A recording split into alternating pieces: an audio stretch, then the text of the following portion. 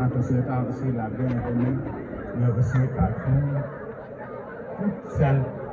qui sont aujourd'hui à tes côtés pendant ce mois de mars,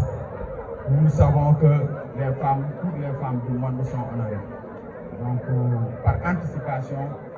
je vous dis bonne fête du 18 mars prochain. Je voudrais commencer par vous remercier de votre présence et du choix porté sur notre école. Mais aussi un grand merci à l'infatigable Baptiste qui est toujours à côté des élèves, même en dehors des écoles, de l'école. Il est à leur côté en leur prêtant main forte. Pas plus tard que la semaine passée, j'ai vu des élèves dans son bureau. Et ces élèves étaient confrontés à un problème de pièce d'état civil. Mais c'est lui qui s'était chargé donc de les aider à avoir ce précieux document. Donc, merci encore une fois. Cette journée est un des moments d'échange, de sensibilisation autour des objectifs communs où nous nous retrouvons tous.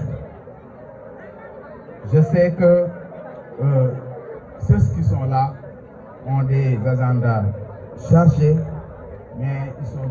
tous tenu donc à être présents et à répondre à notre invitation. Le prétexte d'aujourd'hui est d'une importance capitale. Chaque jour, des personnes sont victimes d'accidents de toutes sortes ou présentent des signes aigus de maladies qui risquent de mettre fin à leur vie ou de créer des handicaps majeurs pour le reste de leur existence. Mais si les premiers secours sont bien administrés, dans les plus brefs délais, la victime peut s'en sortir sans séquelles. Malheureusement, de nombreuses et précieuses minutes s'écoulent, généralement entre le moment où l'événement dramatique se produit et l'intervention des secours. Or, ces minutes sont précieuses. Ces minutes signifient souvent la mort ou une vie dans la souffrance et l'incapacité physique de la victime si elle est seule ou sans secours. Chers élèves, l'activité d'aujourd'hui est un acte hautement citoyen. Et la citoyenneté, à travers ses valeurs fondamentales que sont le civisme, la civilité, mais aussi la solidarité, fait du citoyen que nous sommes l'acteur d'une vie harmonieuse et épanouie au sein de la communauté. Vous savez que le civisme, il s'apprend. Le civisme, il s'apprend. Les règles de vivre ensemble ne sont pas innées. C'est notre dévouement envers la collectivité et notre participation régulière à ces activités. La civilité, c'est l'observation des convenances en usage chez les gens qui vivent dans la société. Par exemple, bien s'habiller, ne pas porter des pantalons déchirés, ne pas porter des vêtements qui font apparaître les formes au niveau des femmes, ne pas casser ni incendier les édifices publics, ne pas saccager les magasins d'autrui, donc ne pas mettre le feu sur les stations d'essence qui appartiennent à des Sénégalais comme nous. Surveiller son port vestimentaire et ne pas tenir de propos déplacés à l'endroit de son voisin. Tout ça, donc, ça fait partie de la civilité. Mais aussi la solidarité. J'en ai parlé tantôt, c'est le fait de partager avec les personnes les joies et les peines dans la société, la solidarité donc reste importante pour lutter contre l'isolement. Donc les gens qui vivent dans une même société, les gens qui sont imbus de valeurs fondamentales du civisme, ils doivent donc se donner la main dans la main, s'entraider pour que personne ne se sente donc isolé. Le constat actuel est que les vertus cardinales de solidarité, du patriotisme, du sens du devoir bien accompli, du sens du bien commun sont aujourd'hui des concepts qui se vident de leur sens. Ceci nous interpelle tous et doit nous pousser à entreprendre des actions susceptibles d'inverser la tendance. Dans cette perspective, l'école doit jouer un rôle prépondérant d'où la nécessité de renforcer l'éducation à la citoyenneté dans tous les ordres d'enseignement pour lutter contre la recrudescence de l'institution. Donc, merci de votre aimable attention. Merci EG, vraiment, le discours est très clair, riche en enseignement aussi. Bon, très rapidement, on va... bul wax dëgg dëggate la looloo guddi looloo bëccëg ma ni Sénégal benn bopp la ku ko bëgg a xar ñaar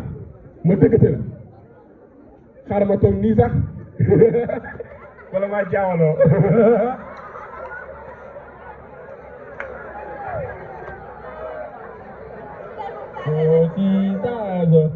Olvidado, apaplado. man de jànk yow man maa jaaxle yow lii nii nag yéen ñaa yéen a war a ànd yow. waaw ñoo war a ànd kay. lan la. mise en scène moo tax yéen du ngeen dugg lu seen yoon nekk. yooyu yow de yaa may àndal ak pauvre bii nii pauvre bii nit day xam classe am buy ànd nga ànd ak sa classe. mu ne damaa waaru man. yow xoolal nga xool ñun ñëpp ñu ànd ak ñu baax ni ngay ànd ak kii kon pauvre bi day ànd ak moom parce que ànd dina ànd ak ñeneen bu ñu kii. xam naa yéen yéen a baax. li ma sax koo jox pauvre amul fii àdduna bi ñëpp benn lañ kon nag bu leen ko xeeb ndax suñ bulu fii moom la ñuy sagoo. seen bulu yi moom la ñuy sagoo ñu xam ne loolu waaye ñu koy gën a dépassé. yow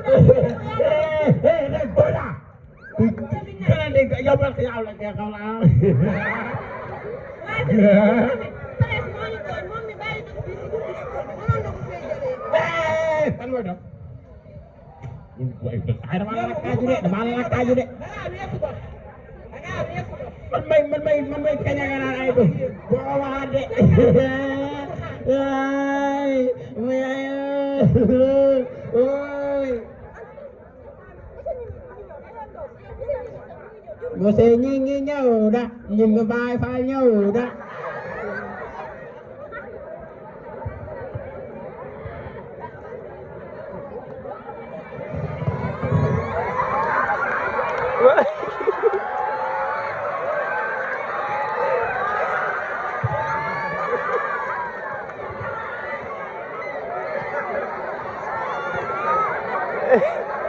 Bonjour classe.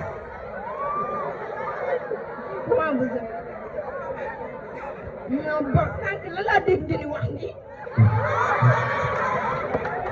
monsieur xanaa kii ñu ñaangi si yoon bi ñu nekk fi ñu xam naan dañoo nekk ay pauvre di wax ci lu nekk. addina amul solo. addina amul déggee.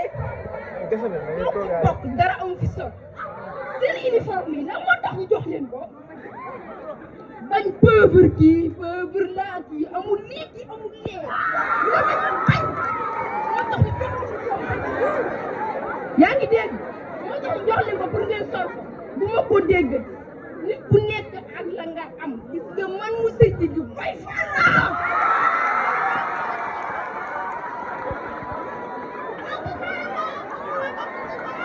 ba loolu moo tax aw ma benn problème bu leen jéem a ut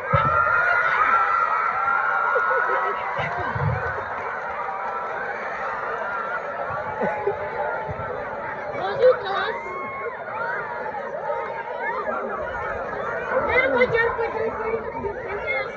Monsieur pardon dafa am benn message information pour mën a jàllale nii.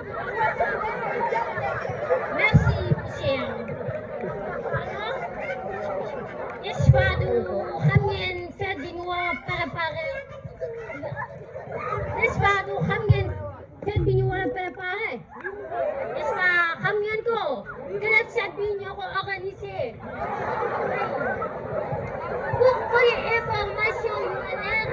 n'est-ce pas da ngay dem ci Amidia mooy wax information yi moom moo war a wax yi nga xamante ni noonu lay demee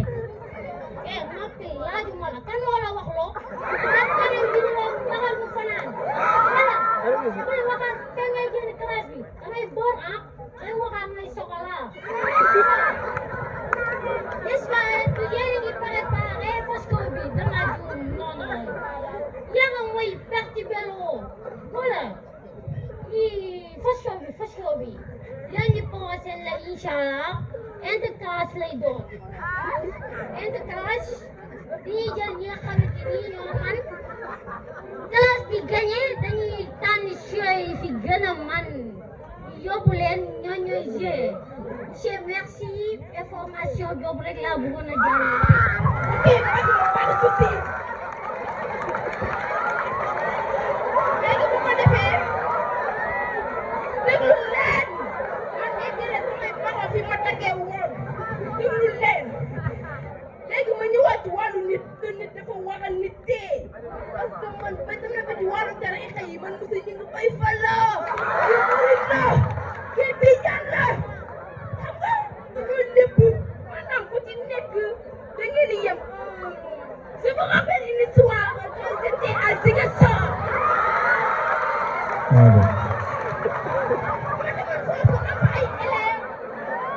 yu ma doon jàngal léegi ñoom ñu war a am ak kii nu ko waxee noonu sax seen affaire kankoora yu ñuy wax yooyu parce que ñoom ñu amul seen religion léegi après man dox noonu temps yooyu booy laa woon maa ngi sol kap léegi mooy bi ñoom di affaire kankoora yooyu mu ñëw ba ci man ñu ma xaat ñu ma monsieur wàcce sa kam yi ma daal di wàcce ma xam ni à moi ma religion à votre religion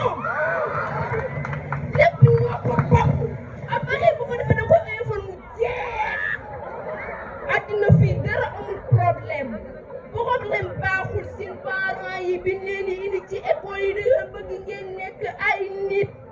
ñu baax booloo ànd doon benn école day associé mais pas tàqale léegi su ma jógee ci loolu nag ma jox leen benn conseil comme agression yi am sa ci xale yi yéen a ngi dégg te toi bu ma perturbé lii lay waxati da ngeen a xamadi xamoo leen dara waaw bu ko defee xale yi ñuy rey si papa da leen jox paas ba mu sëkk bàyyi leen taxaw ci arrêt ba yow bàyyi ma yaa day de yow bàyyi amul ba leen loolu baaxul dëkk bi agression yi bari na ku wax ñu rey ku waxul ñu rey est-ce que yéen a ngi dégg après bu ñu jógee si loolu nous avons attaqué notre première leçon géographie mais parce que heure bi xam naa da ngeen mujjee def grandeur après petite taille def leen grandeur petite taille kii ma expert après prochain cours inchallah bu njëkkee dinañ ci def waaw. comme ni nga ko waxee fële rek waaw ñu ñëw si Baye Fall ñu koy wax FBD bëri jàmm voilà Baye Fall ñu ngi leen di ziar bu baax waaw ñoo ngi lay ziar bu baax yaa ngi ànd ak sa morom artistes yi ñoo xamante ne dañ lay topp ngir seen i influence wala seen i théâtre def nañ théâtre bu am solo ci journée bi ñu journée waa club organisé ko ñu koy naan jeunesse alternative et citoyenne ñoo ko organisé léegi Baye Fall yow loo mën a sànni ci cadre bi ngir commentaire ci loolu quoi. maa ngi leen di nuyu di leen ziare yéen ñi ñuy seetaan di leen jox seen wàccuwaay bu baax a baax waaw comme ni nga ko waxee rek ñii di ay jeunes yu jàmbaar waaw bëgg tamit li ñuy def parce que théâtre dafa nekk lu am solo ñu ko doon njëkkoon a def mooy enge yi waaw pour naan ko def nag pour daan jàllale seen i métier moo tax ñu daan ko def wante léegi dañoo jëlee théâtre dafa yàqu ndax lan téléfilm yi maanaam solo bon wala saaga wala wax lu dul noonu mais ñii nag bokkuñu parce que ñoom dañuy def théâtre mais dañuy édité di jare waaw jikko yu baax yi ne liir si téere nit ñu baax moom la ñuy ñëw tasaare ko pour nit ñi mën see jëriñ waaw waaw kon dégg nañ sa kaddu gi rafet na loolu macha allah léegi Baye Fall yow loo mën a sànni sa mbokk artistes yi wala sa mbokk élèves yi ñoo xamante ne ñu ngi jàng ñuy def si en même temps ñuy defaale artiste comme yow nu nga ko defee ñëw si jugee Seydou Ndioum ñëw si école CFA di jàppale nit ñi seen artiste wala seen i théâtre seen i kii. sama mbokk élèves yi nag li ma leen njëkk a conseillé mooy lan gën a góorgóorlu si jàng parce que jàng moom la tax seen papa yi bàyyi leen pour ñu jàng kon nañ gën a góorgóorlu wante jàng nag daa am lu mu làmboo amul jàng rek prof bi jox la benn leçon nga jàng rek maanaam yem si leçon bi daal élève dafa war a di nungu di gëstu lu bëree bëri Google wala feneen ak feneen ba pare tamit mënul ni élève laa rek naa kii def ñu samay loxo soit boo wàccee man amal si looy yëngu waaw yëngu si yeneen lii comme man maa ngi yëngu nekk élève ba pare nekk artiste tey bu kii mën na maa kii fële kii nag am na lu muy kii bu yàggee dina kii comme ràññ waaw kon Baye Fall ñu ngi lay gërëm di ziar bu baax kon sa kaddu yi rafet na macha allah kon ñu ngi lay ziar bu baax di nuyuwaale say élèves yi say xarit yi say àndandoo am di jàmm di leen nuyu di leen ziar bu baax jërë ngeen jëf merci beaucoup.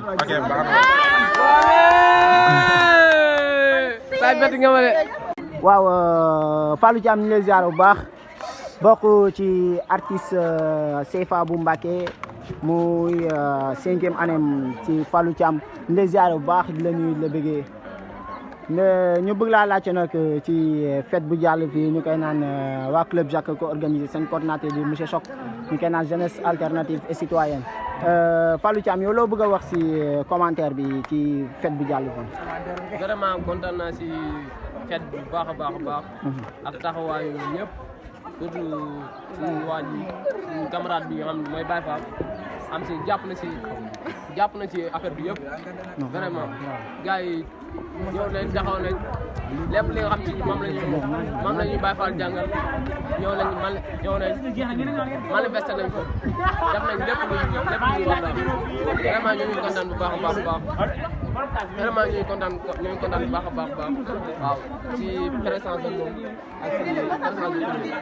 vraiment parce que li ñu def yombul quoi yombul ñoom fa ñuy jugee une semaine billaa wala une semaine yi nii fa ñuy jugee sori na lool wala ñu wàcc dugal ci biir gàtt ñu wàcc dugal ci gàtt nit ñi defal te mën naa ne Baye Fall continue te mën naa ne Baye Fall mosuma kaa xam mais c'est la première fois bi ñu rencontré rek mën naa ne daanaka presque ñoo bokk ndey ak baay ndax mooy baax bi mu baax waaw baax bu baax yaatu bu yaatu te dañ ne un vrai Baye Fall ndax dañ ne Baye Fall un vrai Baye Fall waaw dafa war a solidarité dafa war a sant yi te yooyu yëpp mooy ci Baye Fall quoi kontaan naa ci moom waaw di rafet lool waaw di gën a gars yi ñëpp ñoo ngi kontaan ci yéen bu baax a baax vraiment c'était merveilleux vraiment. waaw Fallou Thiam macha allah est-ce que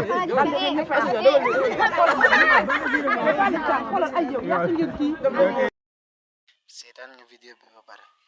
bul dem de bul fàtte abonné like bës cloche de notification boo paree nga partagé ngir mu jëriñ sa morom yi kontaan naa ci bu baax a baax